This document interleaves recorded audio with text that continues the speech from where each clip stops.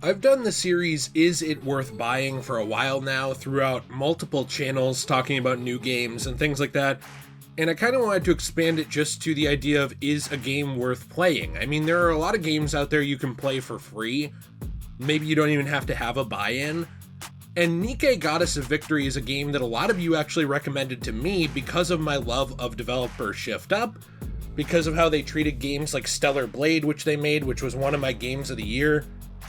I really like how this company treats a lot of things. I like how they are willing to portray characters, and what I mean by that is just very obviously, like, they're not afraid to shy away from sexual themes, they have fun with it, they lean into it. I like how they present combat, I've always found that fun. I like the style. And so going into Nikke, for me, it being a free game, it was also something that's kind of a bane of my existence, which is sort of like a gacha game. Sort of a game where you go into it and there's chance-based rolls, you're trying to get characters, cosmetics, whatever. Now, it is a shooter, but it's essentially a squad-based shooter where you operate as a commander who is operating a squad, or I should say, giving orders to a squad of Nikke, which are these robotic women who essentially are here to defend mankind. The idea is like that people have created these Nikke, and I'm trying not to get too far into any story spoilers, in order to reclaim the surface that's been overrun by these life forms known as raptures. And humanity lives in really small pockets, but the main pocket being located at the Ark, which is a huge stronghold, a huge city underground of humans. Now, we're going to take a look at this game today and ask the question, is it actually worth playing? And the answer to the question is actually really complicated for me, because this one's going to depend a lot less on the game to me, and a lot more on who you are, which I will get into in a few minutes. If you enjoy this video, you want to leave a like, subscribe, I always appreciate that very much. It goes to help support our channel and grow it quite a bit. I do have other channels I will direct your attention to throughout the video, like with a little pop-up, but I do have a question of the day for you in general, which is, what are your thoughts on Nikke Goddess of Victory? What are your thoughts on games like this? You know, maybe this genre, this kind of gacha game type thing. What do you think about these games, and do you think that they're worth playing? For me, one of the things I was most taken aback by was the actual depth of the story and the voice acting in Nikke. I was kind of expecting this throwaway game, which, you know, I will admit from the outside, I did have preconceived notions of what the game could be from my time playing other gachas, where it was going to be something where you go in, the story is really lackluster, probably not that great, maybe the voice acting is subpar, and what they're really trying to get you to do is spend money and collect waifus. And while there is that sort of harem-like squad building thing where you, the commander, do have these relationships with the girls, and you do build up those relationships, get closer to them, talk to them, things like that, I wasn't expecting it to be, one, the characters are actually very likable, and they are unique and interesting. Two, that the characters would have so much in-depth dialogue and in-depth storytelling, I guess I should say options around them, from things like in-game events that are timed to just the general campaign itself. And I guess I just also wasn't expecting the game to be so fun. You know, when it comes down to it, a shooter like this, where it's very obviously like collecting these characters and things like that, I think that when people look at it from the outside, especially with a gacha, they are looking at it and they're thinking, okay, well, it's kind of like trading cards. You know, what is the company going to do to get you to buy the next pack of cards? Sometimes the game itself, the gameplay, suffers from that kind of thing, right? Of trying to push transactions. We see that with real world card games. We see that with digital card games. We see that with gambling in general. And this is kind of where this game becomes complex to me, because there are things in the game that are very frustrating to me. There are limited time events. Some of them may never come back, who knows, where you essentially, they're trying to get you to unlock characters, or even sometimes pay money to get roles to maybe possibly get a character. And that's a frustrating thing to me, because for me, I'm very completionist. I want to have every character. I want to be able to collect the different girls. I want to go around, do the fights, things like that. That's something that unless you're rich or are made of time, I think if this game is worth it to you, you have to leave that at the door. Now, that's not to say that there's not a lot of content you can experience for free. You can play a ton of things in Nikke without ever spending anything. You know, you can go through this whole major campaign that has a very interesting story, and that story gets into ideas like what it is to be human, ideas like civil rights, actually, because the Nikke themselves are persecuted and treated terribly. It gets into the beauty of life. It gets into convenience over freedom. There's a lot that Nikke touches on or is willing to dive headfirst into.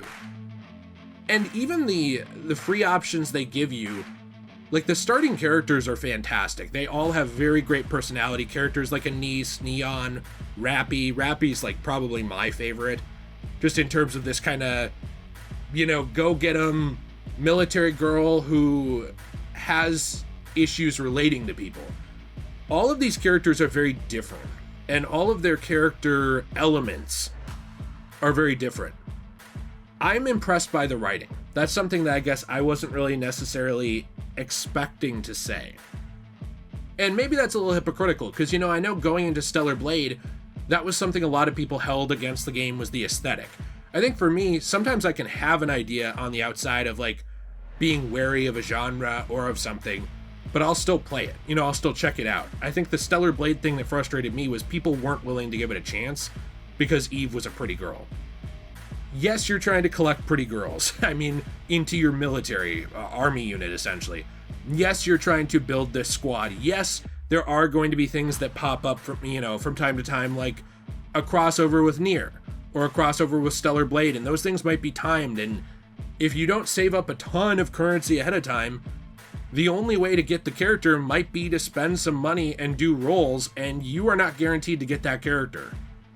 That's probably my biggest criticism of the game, is just that gacha element in general. I also understand monetizing a free game, though. You know, nothing in life is fully free, right? Something always has to pay to cover something else. I think, though, for me, I'm much more comfortable with the style of something like Fortnite. You know, where you have the characters, and you can pay in the shop to get a character, or you can pay to buy a battle pass, but there's not really a lot of chance-based elements to it other than how good you are at the game.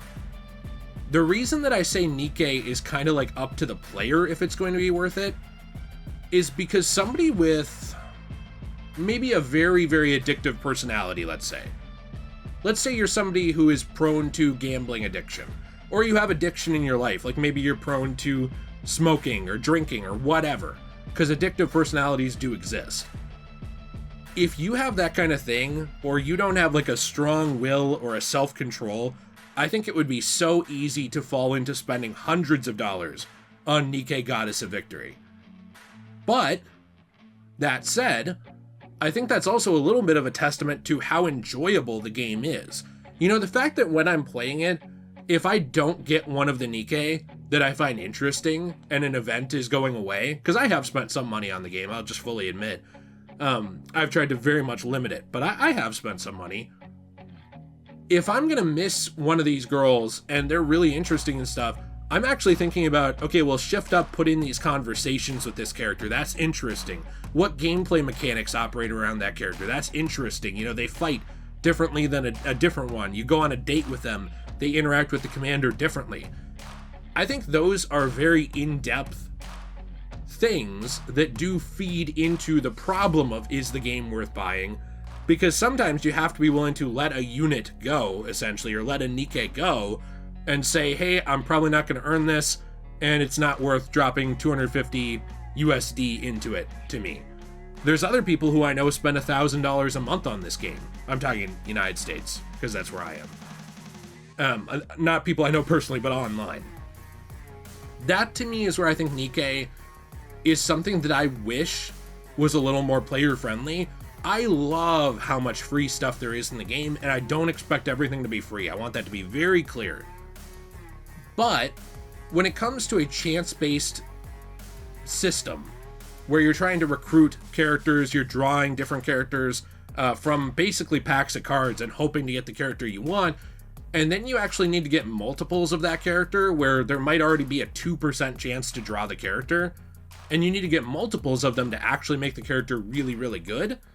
That's a system that I think could be frustrating and become a huge money sink. It's odd because it's like, on the one hand, I love the game. I love the writing. I love the stories. I was so blown away by the Stellar Blade crossover. I'd like to make a video on its own about that. I was so blown away by the depth of character storytelling in that, where it's dealing with this idea of like almost a shadow government type thing and this forgotten conspiracy and the value of people's lives. That was really impressive to me. I've loved the main campaign to the point I've played so far. I've loved the characters. There's been very few characters I've met that felt stupid. Maybe one or two that I was like, this really is not for me. But overall, like, I've loved all the characters. There's very few games I can say that about. I love the graphical style. It is a Korean game, but it very much feels like an anime. Like you're playing in an anime. I could see official anime existing of this. And, you know, even with what they give you for free, I'm impressed that there are live streams. There are whole live streams broadcasting new events where they bring in the voice actresses to actually play characters like Anise and Neon or Rappy or any of them and talk to you in the perspective of the commander as if you, the commander, are watching a briefing or hanging out with your squad. Like they have whole live streams on YouTube. They have ASMR videos they put together from the commander's standpoint with the Nikke. Like, the amount of free content out there is incredible. It's a very good value if you just went into it, played through the campaign for free. Maybe you spent $30 on it, whatever. And the gameplay is fun. I mean, at the end of the day, it's it's like point and click shooting, but there are things that go into it. You can let the game play by itself, like you can do almost an idle style where you let the girls fight on their own. Maybe you interfere at certain points. The problem for me is self-control. That's something I have personally had a problem with in games like this. And it's why I caution people that if you have issues like that, it's not a game for you. And you can say, well, that's on the player. You can say, well, in Asian cultures, like throughout the world, China, Korea, Japan, I mean, they're all very different, but chance-based games are very common. You can go to all these things. But at the end of the day, you do have to be careful and watch your own wallet and decide what's worth it to you, which is why all of these videos are always opinion pieces. If you want to know if Nikke Goddess of Victory is a good game, I'd say it's not. I'd say it's a great game. I'd say it's super fun. The music, the story, the art style, the characters, you know, the themes, these things are done well. Even the shooting is satisfying. It feels good. Unlocking a new unit and using them in combat. Hey, I mean, let's be honest here. There's even jiggle physics. Let's throw that in there. That's always a plus. I mean, they go all in on the kind of waifu, sexy girl style gameplay. I mean, it's great. I love it. But if you don't have that self-control, or I should even say if you have, because, you know, it's not necessarily a character fault, but if you have a inclination to impulsively buy or a hard time controlling those things, I just would caution someone, because you have to be responsible and not ruin your own life, right? And unfortunately, I think with the addictive nature of Nikke, which can, again, go to show how fun it is, it would be very easy to drop tons of money on the game and financially hurt yourself. And that's why for this one, I really think it's up to the player. I think it's a great game, but I think it's really up to who you are. So let me know what you think in the comments down below. I've really loved my time playing Nikke. I'd like to make some more videos on it. I've truly enjoyed it. But I do actually genuinely, I'm not sponsored or anything like that. When I make a video like this, I do genuinely want to be responsible about it and caution people to know their limitations, whether they be by financial means or self-control or whatever you want to call it. Know your personality and know your own brain. And if you want to support this channel, you can use, here's another game that has online transactions, Fortnite code DJAY123, helps us out a ton. You could also check out our other channels. I run Degenerate J. I'm on the channel Magical Chill, that's my wife's channel, where we do anime videos and other Japanese videos, things like that, on Japanese media. We make Let's Play videos on Degenerate Plays. I actually would like to play through a bunch of Nikke over there, so that would be something for the future. Lots of stuff, and we also have our own store, cosmobunny.shop. You can use discount code DJAY123 for 10% off your first purchase there of coasters, keychains, trays, and more. Transformatively made from paper products that are damaged, so things like comics, manga, magazines, etc. They've been damaged. We take some of that paper, we save it, turn it into something new transformatively, and then we recycle the rest. Also, my wife Jill makes handmade resin and beaded jewelry over there, so that's great. Hope you'll check that out. Have a fantastic day, and as always, everyone, stay shui.